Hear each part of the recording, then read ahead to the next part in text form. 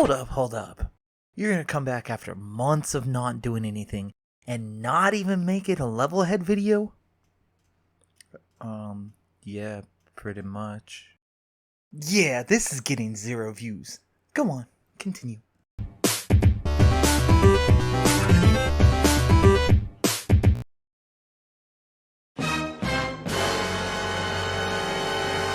This community is changing. I'm a fairly avid Pogo player, and I have a good group of people that I play this with a bit more than casually. Okay, Daily. We don't always get into heated discussions about the welfare of the game, but this remote change is a big one that's literally killing the fan base. So the reason why Niantic says this is happening is because the game was not meant to be played remotely. Sure, this gives an unfair advantage to people that cheat or travel a lot, and it gives extra hurdles for people that have disabilities, but you can't garner a community without the community finding a solution to the problems that arise from it. So the problem with this change is that the game has already changed, and backpedaling evolution doesn't work. With a fan base this large, you're upsetting a large group of important numbers to a business, repeat customers.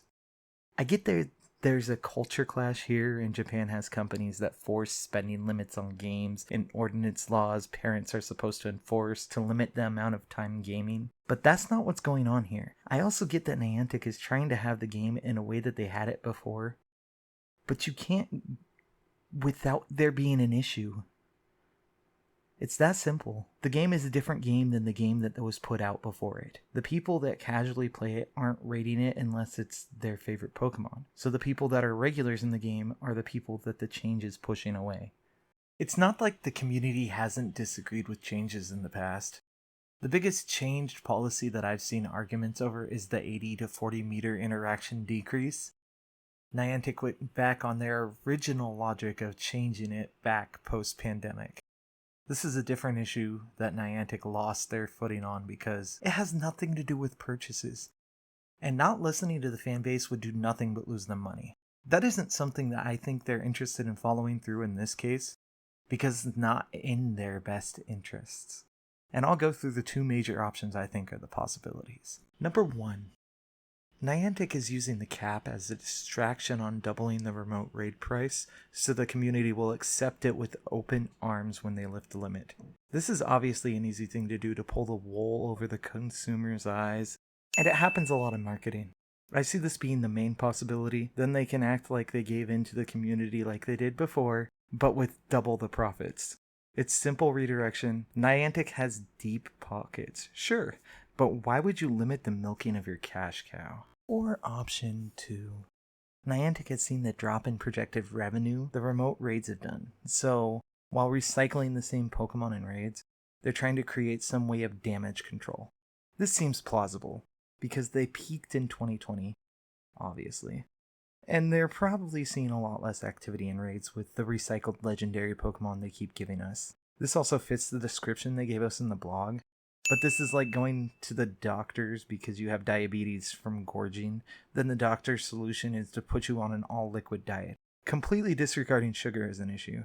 The community is about 3 years deep into having remote raids.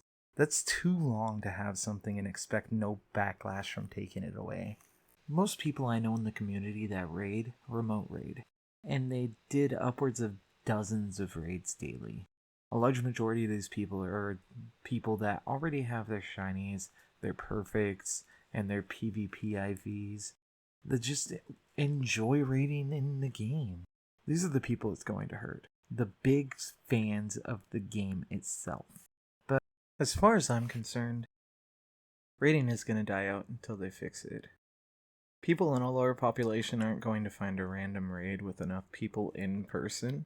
And no one listens to the buggy campfire app that tells you an hour later that someone lit a flare near you. If you light one yourself, it never works out. This is going to make people lean harder on raid apps like Raid Party and Pokegenie, seeing as it's the only way to get legendary raids for everyone trying to play legitimately since this started. But Pokemon Go is on a downward slope. Do I really think this is going to cause them more problems? No, not really. This game thrives on casual gameplay, and hardcore gamers in this already work through so much that they'll find some response to this happening as well. What do you think this is from? Fostering longevity or psychological redirection for easier acceptance? Do you have an idea that differs from both of those? I'd love to hear about it, so feel free to comment below. Thanks for listening to my rant, and happy hunting! All I know when your run is artificial. What?